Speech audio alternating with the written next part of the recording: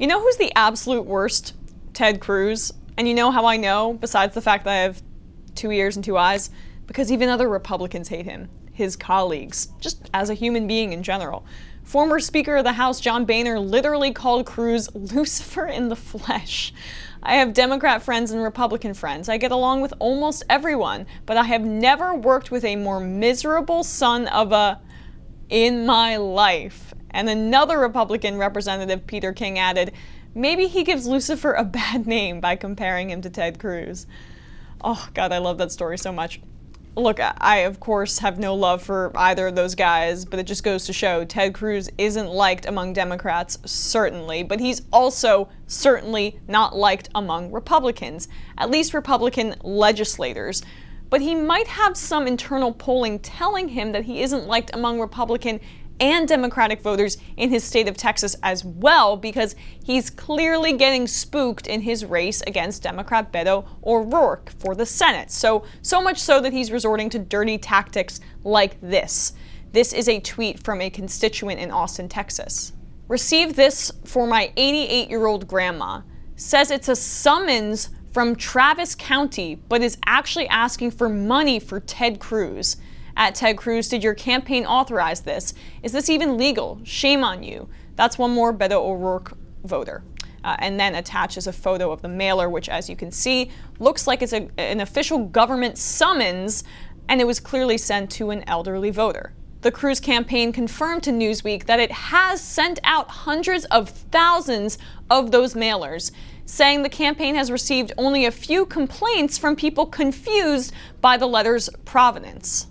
Owen told Newsweek that while he's used to ignoring junk mail with urgent or final notice written on it, Cruz's mailer fooled even me for a moment, as it plainly wants us to think it's from our county government when it isn't. It made me mad because my grandmother suffered from some dementia and could easily have followed the urgent request inside to send money. Jesus, it's so outrageous that these kinds of confusing mailers aren't illegal. It's just so cynical and disgusting. It's just banking on people being misinformed, or in Sean Owen's grandmother's case, old and confused so that they just send his campaign money. And older people are especially likely to take mailers more seriously. They respond to junk mail more frequently. They'll send money, etc. But apparently Cruz has been sending out mailers like this for months. I mean, the Newsweek article showed hundreds of thousands of those mailers. He's worried, and he should be. Cruz's Democratic contender, Congressman Beto O'Rourke of El Paso, has raised $23,332,950,000 to Cruz's $23,365,835 and trails the incumbent senator by about 3 points in recent polling. Unlike Cruz, O'Rourke does not accept donations from political action committees or corporations. So that's a feat. He's very close. They're very close in fundraising. And by the way, some polls have it even closer. Emerson, the most recent poll, has Cruz up by just 1 point.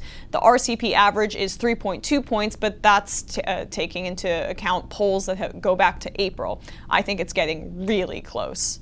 And it was just announced that Ted Cruz has agreed to 3 televised debates. Not 1, but 3. Another sign of an incumbent getting spooked by a challenger. Someone who thought they would handily win wouldn't agree to debates, probably because they wouldn't want to give their opponent name recognition. But once it gets closer, then the narrative becomes, why are you running from the debate? Why are you running from your challenger? Now, I'm not saying Beto is going to win, even though I am very hopeful, and I think the chances are very good. Just don't get complacent, guys. But these are all data points. They seem to be trending in one direction. And Beto is neck and neck with Cruz in terms of fundraising, as I mentioned. And while Cruz has enormous name recognition, Beto has one advantage that Ted Cruz does not. He doesn't take any corporate or PAC money. The same cannot be said for Ted Cruz in his Senate campaign. Ted Cruz's Senate donors in his career: number 1, Club for Growth, that's the Koch brothers organization; 2, Senate Conservatives Fund; 3, Make DC Listen, that's a PAC that takes anonymous big donor money and just general big donor money; Woodforest National Bank, a bank; then Goldman Sachs. Wow, Ted Cruz's New York values. NORPAC, number 6, another big donor PAC, also a bunch of corporate law firms, as well as defense contractor Lockheed Martin, and Berkshire Hathaway, a financial services company that owns Geico, DQ, Dairy Queen, NetJets, and has big holdings in Amex, Wells Fargo, and more. And I'm being extra fair to Ted Cruz here. The big money donors to his presidential campaign are even worse than the ones that I just listed.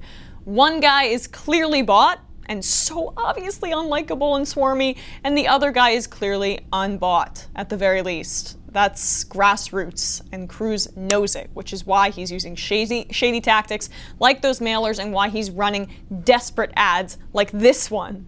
Beto O'Rourke wants to be a senator. So he's showing up across Texas, sharing his wit. How up is that? His wisdom. What the are these guys doing? And his character. I really up. If Beto shows up in your town, maybe keep the kids at home. Because this is up. Beto O'Rourke. He's showing the up. Is this Sunday school, Ted Cruz? Really? That's really what you're going to focus on? The fact that Beto says the F word on occasion? We'll see what happens in November, but I just gotta say this. I think Ted Cruz is freaked out. Better phone bank a little bit more for Donald Trump, buddy.